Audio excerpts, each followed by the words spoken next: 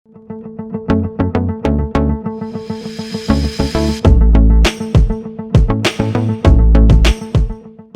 Dear friends and students, कैसे हैं आप लोग। Hope you all are good. और वैसे तो आपने थंबनेल देख ही लिया है और आप समझ चुके हैं कि आज हम किस टॉपिक को डिस्कस करने वाले हैं।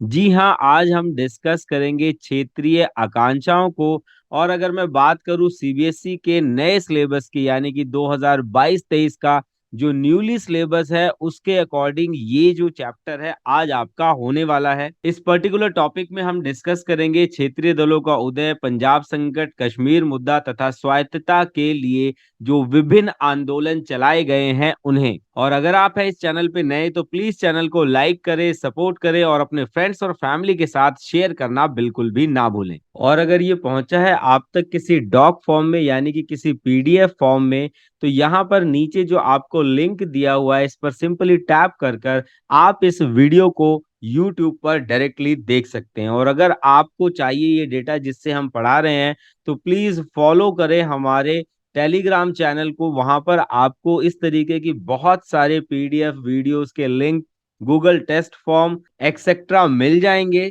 इसका लिंक जो है वो आपको नीचे डिस्क्रिप्शन में मिल जाएगा और ऊपर यहाँ पर आप नाम जो है वो ऑलरेडी देख चुके हैं। तो चलिए एक बार क्विकली देख लेते हैं कि सीबीएसई जो है वो इस चैप्टर यानी कि क्षेत्रीय आकांक्षाओं में किन किन कंटेंट्स को आपके लिए लेकर आया है। यहाँ पर सबसे पहले पॉइंट के रूप में हम देख सकते हैं जो सीबीएसई कह रही है वो है क्षेत्रीय दलों का उदय। और इसके अंदर आपको किन किन टॉपिक्स को पढ़ना है ताकि आप अपने एग्जाम में अच्छा स्कोर कर सके, उन्हें भी एक बार देख लेते हैं। सबसे पहले आपको देखना है कि भारतीय राजनीति में दल एवं दलों के प्रकार कितने होते हैं। यानी कि यहाँ पर हम राष्ट्रीय दलों की भी बात करेंगे और उसके बाद हम क्षेत्रीय दलों की बात करेंगे कि किस प्रकार जो क्षेत्रीय दल है उनका विकास होता है। नेक्स्ट हेडर में हम पढ़ेंगे क्षेत्रीय दल क्या होते हैं, इनकी क्या आवश्यकता है। उसके बाद हम देखेंगे क्षेत्रीय दलों के उदय के जो प्रमुख कारण है। और उसके बाद लास्टली इस टॉपिक में जो चीज आ रही है वो है क्षेत्रीय दलों के लाभ एवं हानियां।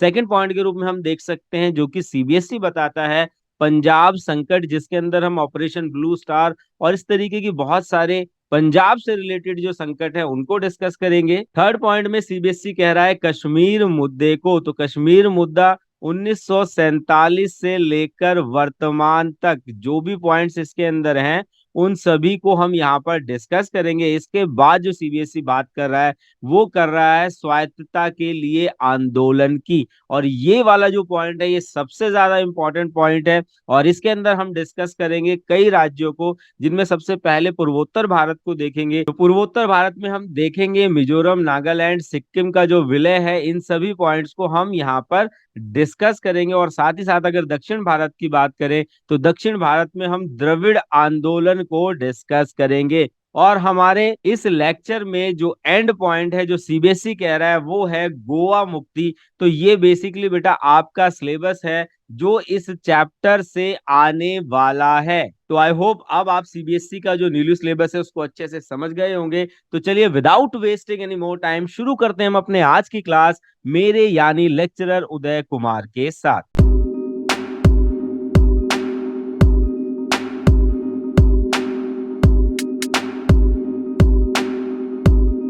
चलिए आपको सिलेबस क्लियर है। गोविंद, पायल, बहुत सारे बच्चों का थम्स अप आ गया है। तो चलिए अभी इसी के साथ चलते हैं हमारे नेक्स्ट हेडर की तरफ, जो कि हमारा पहला कंटेंट भी होने वाला है आज के इस लेक्चर का। तो आप इसका एक स्क्रीनशॉट ले सकते हैं अगर आपको लेना है, ताकि आपको पता रहे कि इस पर्टिकुलर सिलेबस में हमें किन किन टॉपिक्स को डिस्कस करना है। तो चलिए इसी के साथ चलते हैं हमारे आज के फर्स्ट टॉपिक की तरफ, जो कि डिस्कस करेगा कि भारतीय राजनीति में हमने किस तरीके की शासन व्यवस्था को अपनाया और वहां पर क्षेत्रीय दलों का जो विकास है, क्षेत्रीय दलों का जो डेवलपमेंट है वो किस प्रकार हुआ है। तो लेक्चर की जो शुरुआत है वो हल्की फुल्की चर्चा से शुरू करते हैं ताकि आप इसे समझ पाए, जिसे हमने एक हेडर दिया है परिचय। वर्तमान युग की बात करूं तो वर्तमान युग जो है वो लोकतंत्र का युग है, यानी कि विश्व के लगभग सभी देशों ने लोकतंत्र को अपनाया है।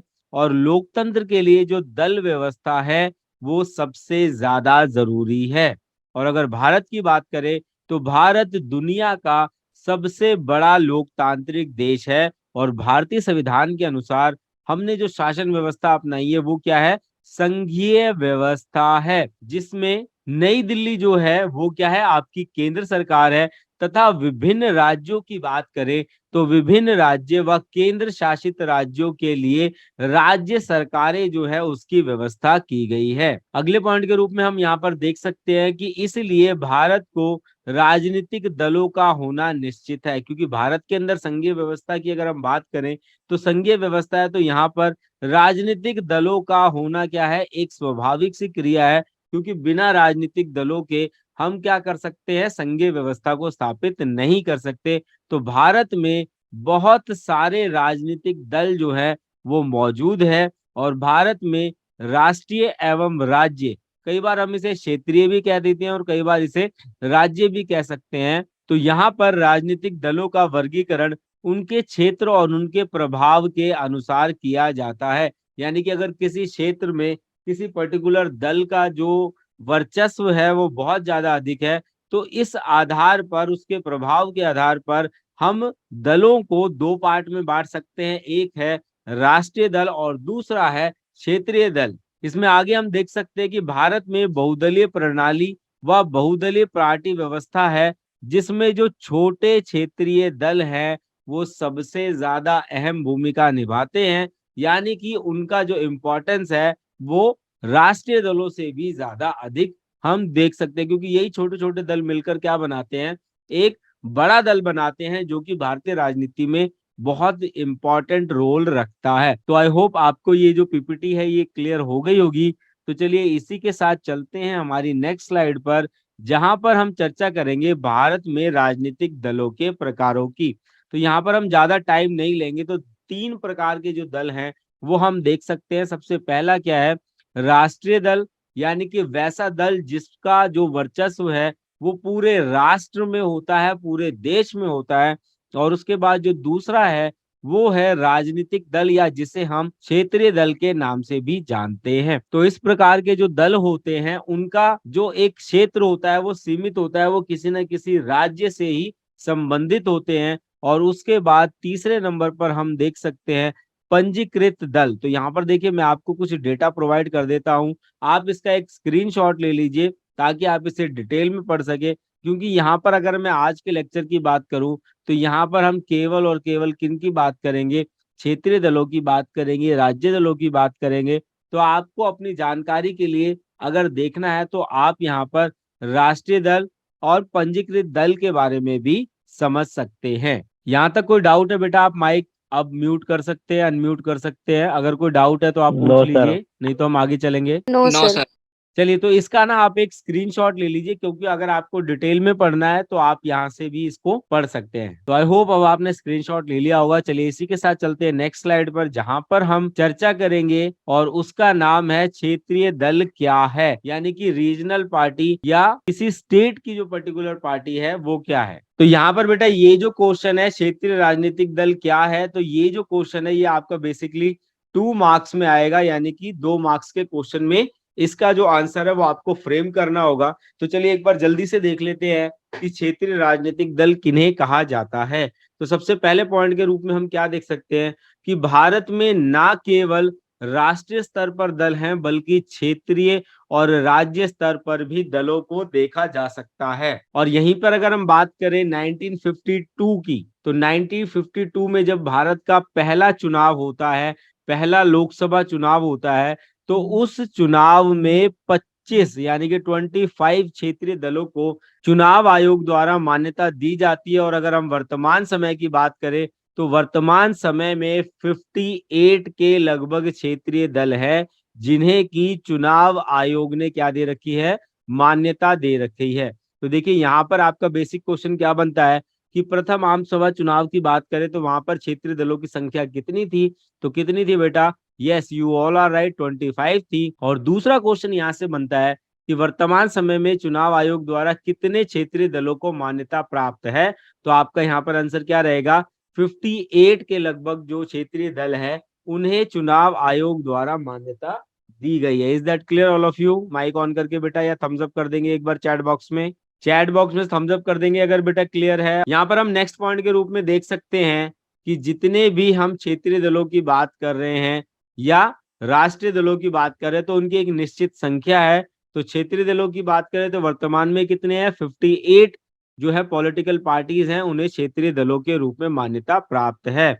और अगर हम वर्तमान की बात करें, आज के महत्वपूर्ण क्षेत्रीय और राजनीतिक स्तरों की बात करें, तो यहाँ पर देखिए कुछ राजनीतिक पार्टियां हैं जिनको क्षेत्रीय और राजनीतिक दल के रूप में मान्यता प्राप्त है। और अगर आपके पेपर में क्वेश्चन आ रहा है कि वर्तमान में कितने हैं, तो आप 58 हैं। और ये जो 12 पार्टीज है, ये जो 12 पार्टियां हैं, ये क्या है, ये उनमें सबसे मुख्य है।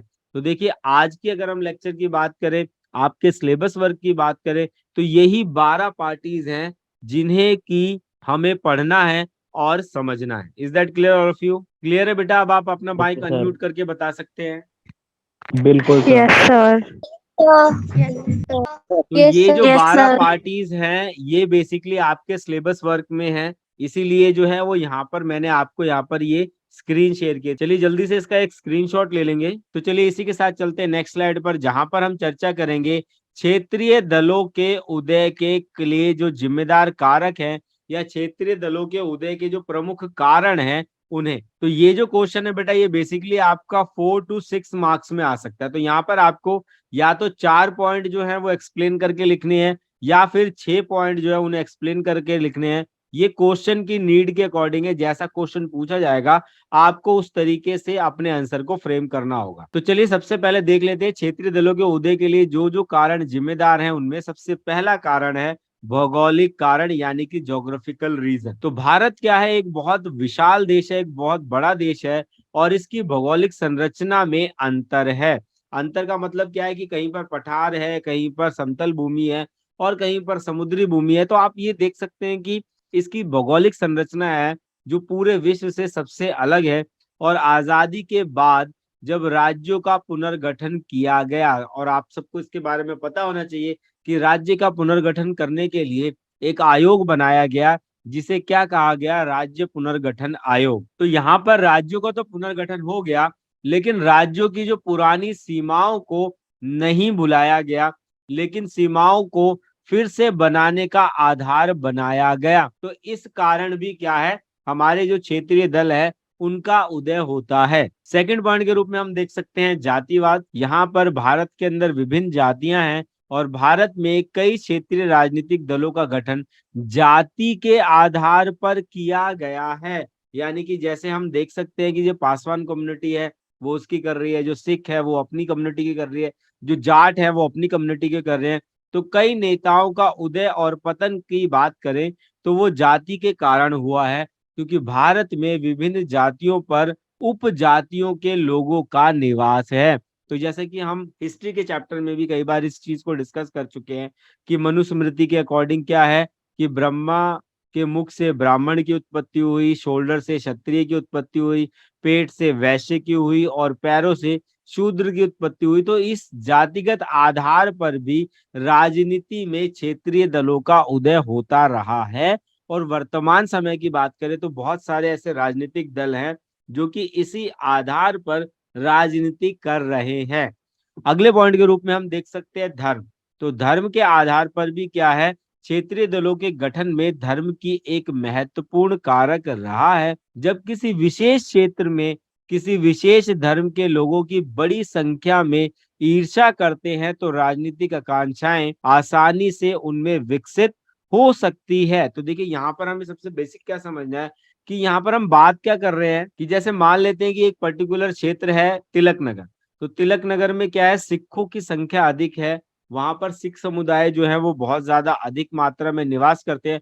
तो हो सकता है आपके आसपास कोई ऐसा क्षेत्र हो जहां पर मुस्लिम बहुल आबादी हो, या कहीं पर जाट ज्यादा हो, या कहीं बिहारी ज्यादा हो, कहीं राजस्थानी ज्यादा हो। तो ऐसे में क्या होता है कि धर्म के आधार पर भी क्या किया जाता है, उनका तुष्टीकरण किया जाता है।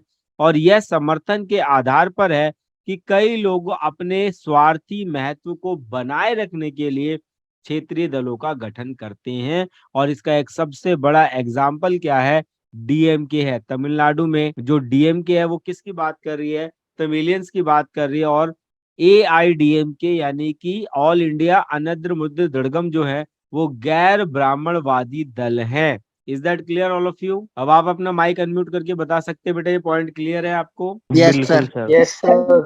तो इसका एक स्क्रीनशॉट ले लीजिए ताकि आप इसे और बेहतर तरीके से समझ पाएं बात के लिए। और इसी में अगर हम आगे की बात करें तो बहुत से और भी ऐसे कारण हैं जो कि क्षेत्रीय दलों के उदय के लिए जिम्मेदार हैं। उनमें से अगले पॉइंट की अगर मैं बात करूं तो अगले पॉइंट के रूप में हम देख सकते हैं भाषा। तो भाषा क्या है? जातिवाद और वर्ग की तरह ही भाषा ने क्षेत्रीय राजनीतिक दलों के गठन में महत्वपूर्ण भूमिका निभाई है। भारत में कई भाषाएं बोली जाती है, लेकिन अगर हम भारतीय संविधान की बात करें तो वर्तमान समय में 22 भाषाओं को ही क्या मिली है? राष्ट्रीय भाषा का दर्जा मिला है या उसे मान्यता मिली है। तो इसके अलावा जो रेस्ट जातियां हैं, जो रेस्ट भाषाएं हैं, वो भी क्या करती हैं? अपने आप को विकसित करने के लिए एक अलग दल का निर्माण करती है और उसे ही हम क्षेत्रीय दलों के रूप में समझ सकते हैं। तो चलिए इसी के साथ चलते हैं नेक्स्ट पॉइंट की तरफ। यहाँ पर ऐतिहासिक कारण, जैसा कि अभी एक बच्ची ने कहा भी कि ऐतिहासिक कारणों में भी इसे रखा जा सकता है, तो क्षेत्रीय राजनीतिक दलों के उदय में इतिहास का दोहरा सहयोग रहा है। और वो क्या है? वो सकारात्मक भी हो सकता है और नकारात्मक भी हो सकता है। जैसे फॉर एग्जाम्पल शिवसेना को सकारात्मक योगदान और द्रविड़ मुनित्र कड़गम को नकारात्मक योगदान के रूप में क्या किया जा सकता है? उसे देखा जा सकता है। द्रविड़ मुनित्र कशगम की बात करें तो देखिए कई बार इसे कड़गम कहा जाता है, कई बार इसे कशगम कहा जाता है। का कहना है कि प्राचीन काल से ही उत्तर भारत के राज्यों ने दक्षिण राज्यों को शासन किया है। तो देखिए यहाँ पर मैं अगर एक भारत का एक टेम्परेरी सा मानचित्र बनाऊं तो ये क्या कह रहे हैं? ये बेसिक सी बात कह रहे हैं कि ये वाला भाग जो हो गया वो उत्तरी भाग हो गया और ये हो गया दक्षिणी भाग।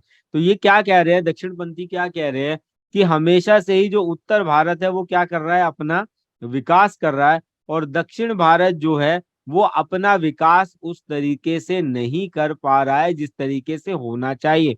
तो दक्षिण भारतीय क्या कहते हैं उत्तर भारतीयों के लिए कि इनका तो विकास हो रहा है लेकिन हमारा विकास नहीं हो रहा है। इसी तरीके के जो विचार हैं वो किसके हैं? डीएमके पार्टी के हैं, यानी कि Dravida Munnetra Kazhagam. Is that clear all of you? एक बार थम्स अप कर देंगे अगर पॉइंट क्लियर है तो। चलिए शाबाश। प्रेम माथुर को क्लियर है, गरिमा को क्लियर है, रूबी को क्लियर है। चलिए शाबाश बेटा। चलिए अब जरूरत नहीं है। चलिए नेक्स्ट पॉइंट के रूप में यहाँ पर हम क्या देख सकते हैं? कोई और भी पॉइंट्स हैं जैसे कि आर्थिक कारण। तो भारत में जिस तरीके का विकास हुआ है उसमें बहुत असमानता है, यानी कि कई क्षेत्र जो हैं वो आर्थिक रूप से अपने आप को विकसित कर पाए हैं और बहुत सारे ऐसे राज्य हैं, बहुत सारे ऐसे क्षेत्र हैं जो अपने आप को उस तरीके से विकसित नहीं कर पाए हैं। तो इसी कारण भी क्या है? क्षेत्रीय दलों का उदय होता है। नेक्स्ट पॉइंट के रूप में हम देख सकते हैं राजनीतिक कारण। तो ऐसे कई राजनेता हैं जिनके पास सत्ता नहीं है, यानी कि वो क्या है?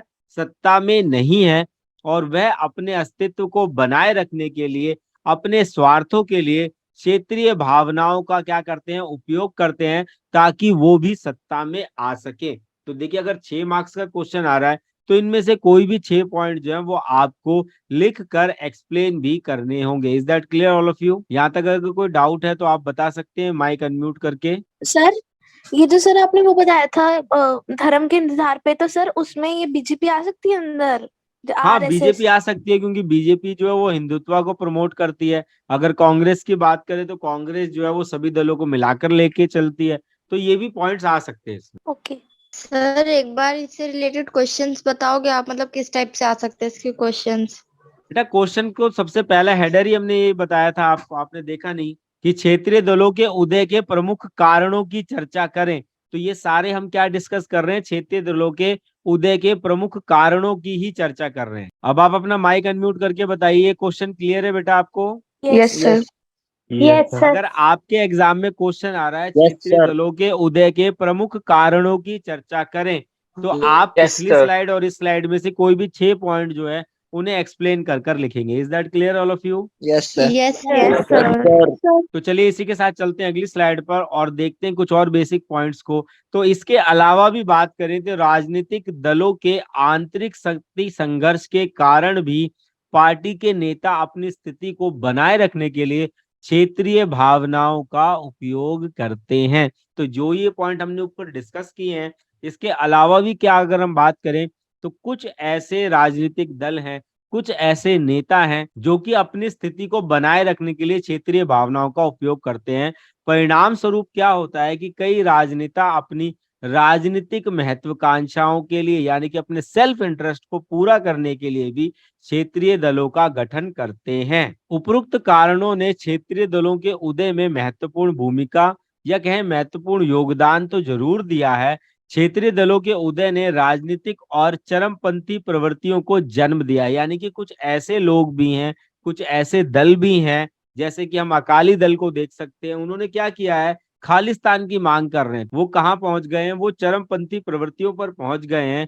कहीं ना कहीं ये क्षेत्रीय दल अलग अलग राज्यों की मांग करते हैं। और अगर भारतीय राजनीति की बात करें तो ये क्या है, भारत की एकता और अखंडता के लिए एक गंभीर खतरा है। और इसीलिए अधिक राज्यों का निर्माण करके लेकिन देश के विभिन्न क्षेत्रों में उचित सुविधाएं प्रदान करके इस समस्या को हल नहीं किया जा सकता है। तो हम क्या देख सकते हैं कि क्षेत्रीय दलों के कहीं ना कहीं हमें बहुत ज्यादा नुकसान भी है। और उन नुकसानों की अगर मैं बात करूं तो उसमें क्या है कि देश जो है वो अलग अलग टुकड़ों में टूट सकता है। तो क्षेत्रीय दलों को इन चीजों का विशेष ध्यान रखना होता है कि वो ऐसी गतिविधियां ना करें, वो ऐसी एक्टिविटी ना करें जिसकी वजह से क्या है, देश में अलगाववाद की भावना उत्पन्न हो। Is that clear all of you? तो चलिए इसी के साथ चलते हैं हमारी नेक्स्ट स्लाइड पर, जहां पर हम चर्चा करेंगे क्षेत्रीय दलों से होने वाले लाभ की। तो ये जो क्वेश्चन है बेटा, ये भी आपका 2 to 4 मार्क्स में आ सकता है, या फिर एमसीक्यू में भी ये क्वेश्चन जो है वो इस तरीके के सवाल जो है वो पूछे जा सकते हैं। तो चलिए देखते हैं क्षेत्रीय दलों के क्या क्या लाभ होते हैं। तो पहले लाभ के रूप में हम देख सकते हैं, क्योंकि क्षेत्रीय दल अपने अपने विशेष मुद्दों एवं समस्याओं को लेकर आवाज उठाते हैं। और लेकिन ये आवाज किस क्षेत्र की उठाते हैं, केवल अपने ही क्षेत्र की उठाते हैं। और इसी कारण उन्हें अपने क्षेत्र की जनता का भरपूर समर्थन एवं वोट मिलता है। लोकसभा में किसी क्षेत्रीय दल के अधिक सीटें आने पर वह संसद में अपने क्षेत्र की समस्याओं पर ज्यादा प्रभावी ढंग से आवाज उठाकर केंद्र सरकार का जो ध्यान है उन मुद्दों की ओर आकर्षित कर सकता है। तो यहाँ पर हम बेसिकली क्या कह सकते हैं कि जो क्षेत्रीय दल है वो अपने क्षेत्र की जो समस्याएं हैं, जो मुद्दे हैं, उनको संसद तक पहुंचा सकते हैं। अगले पॉइंट के रूप में हम देख सकते हैं कि गठबंधन की राजनीति की प्रवृत्ति के चलते जब भी किसी राष्ट्रीय पार्टी को सरकार बनाने के लिए बहुमत नहीं मिलता तो वह अपनी विचारधारा से मिलती जुलती विचारधारा वाली क्षेत्रीय पार्टी के साथ गठबंधन कर सरकार बनाने का प्रयास करती है। और सरकार बनने पर मंत्रिमंडल में उस क्षेत्रीय पार्टी के सदस्यों के मंत्री पद तथा उनके क्षेत्र के विकास के लिए विशेष प्रयास करती है, क्योंकि इस पार्टी के द्वारा क्या किया गया है, उनको समर्थन दिया गया है, जिस कारण उनकी जो पार्टी है वो बन पाई है। तो आई होप अब आप क्षेत्रीय दलों के लाभ को समझ चुके होंगे। तो चलिए इसी के साथ चलते हैं आज के सेशन के इस लास्ट पॉइंट की तरफ, यानी कि क्षेत्रीय पार्टियों का या क्षेत्रीय दलों की कौन कौन सी हानियां होती हैं। तो पहले पॉइंट के रूप में हम देख सकते हैं कि अधिकतर क्षेत्रीय दल राजनीति में वंशवाद का अर्थ यहाँ पर क्या है कि राजा का बेटा ही क्या बनेगा, राजा बनेगा। तो ऐसी जो नकारात्मक प्रवृत्ति के लिए उत्तरदायी होते हैं। आमतौर पर क्षेत्रीय दल का मुखिया उस क्षेत्र का प्रसिद्ध नेता होता है और ऐसे में अपनी पार्टी पर पकड़ बनाए रखने के लिए वह पार्टी की बागडोर अपने बच्चों के हाथों में ही देता है, ताकि उनका वर्चस्व जो है वो पार्टी में बना रहे। अगले पॉइंट के रूप में हम देख सकते हैं, इससे पार्टी में जुड़े सामान्य कार्यकर्ता के नेता बनने और ऊपर आने की गुंजाइश जो हो जाती है वो क्या हो जाती है, काफी कम हो जाती है। जो लोग नेता होते हैं वह अनुचित लाभ लेते हैं और अपने नजदीकी लोगों और यहाँ तक कि अपने ही परिवार के लोगों को आगे बढ़ाते हैं। अनेक दलों में शीर्ष पद पर हमेशा एक ही परिवार के लोग आते हैं। यह दल के अन्य सदस्यों के साथ एक प्रकार का बहुत बड़ा अन्याय होता है और यह बात लोकतंत्र के लिए भी क्या है, अच्छी नहीं है, क्योंकि इससे अनुभवहीन और बिना जनाधार वाले लोग भी ताकत वाले पदों पर पहुंच जाते हैं। अगली हानि के रूप में हम यहाँ पर देख सकते हैं कि समाजवादी पार्टी के मुलायम सिंह यादव के बाद उनके बेटे अखिलेश यादव की पार्टी का अध्यक्ष बनना और उसी प्रकार जम्मू कश्मीर में नेशनल कॉन्फ्रेंस के मुखिया शेख अब्दुल्ला के बाद उनके बेटे फारूक अब्दुल्ला और उसके बाद उनके बेटे उमर अब्दुल्ला का पार्टी में अध्यक्ष बनना क्षेत्रीय दलों में वंशवाद का जीवांत उदाहरण है। आगे हम देख सकते हैं कि क्षेत्रीय दलों के साथ गठबंधन सरकार बनाने से ऐसे क्षेत्रीय दल सरकार के हर निर्णय को अपने हितों के अनुरूप लेते हैं, अपने हितों के अनुरूप लेने के लिए अनुचित दबाव डालते हैं, यानी कि वो क्या चाहते हैं कि केवल हमारे क्षेत्र का विकास हो। इसी कारण से अक्सर सरकार कई ऐसे फैसले नहीं ले पाती है जो व्यापक स्तर पर लोगों के लिए हितकारी हो। तो क्षेत्रीय दलों की जो सामान्य जानकारी है वो यहीं पर समाप्त हो जाती है। तो आज की क्लास में बस इतना ही। मिलते हैं आपसे नेक्स्ट क्लास में, जहां पर हम डिस्कस करेंगे पंजाब संकट और कश्मीर मुद्दे को भी। तो तब तक के लिए जय भीम, जय भारत।